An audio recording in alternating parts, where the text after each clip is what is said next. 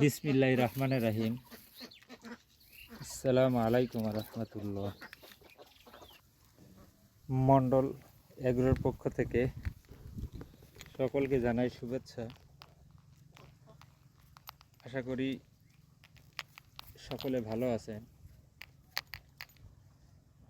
আজকে মূলত লেবুর গাছের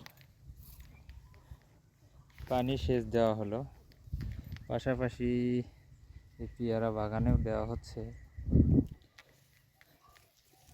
এই ঘাস বাড়িগুলো সাফ করে দিয়ে এগুলোতে লেবুর গাছগুলোতে পানি দেওয়া হলো সুন্দর করে। চতুর্পাশে সবগুলো গাছে আমি আপনারা তো লক্ষ্য করলে বুঝতে পারবেন গাছগুলো খাটো খাটো।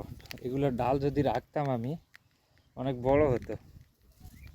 ডালগুলা কেটে দিয়ে দিছি ব্রাঞ্চিং হওয়ার জন্য আর কি। আরও কিছু কিছু ডাল আজকে দিতে হবে, না হলে গাছগুলাকে অনেক বড় দেখা যেত। অবশ্য এই ডালগুলো অনেক বড় বড় হয়ে গেছিলো, কেটে দেওয়ার ফলে যে ব্রাঞ্চিং হচ্ছে আর কি। তো এভাবে পুরাটাতে পানি সেচ দেওয়া হলো, প্লাস ঘাস বাড়িগুলো পরিষ্কার করে দেওয়া হলো।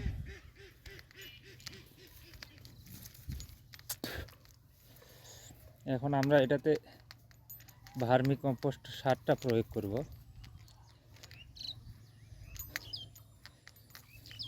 আজকে তো পানি দেওয়া হলো, এই পানিটা 2 দিন বা 3 দিনে খেয়ে ফেললে গোড়ার মাটিগুলোকে আবার আলগা করে দিয়ে 2-3 দিন ফেলে রাখবো আর কি।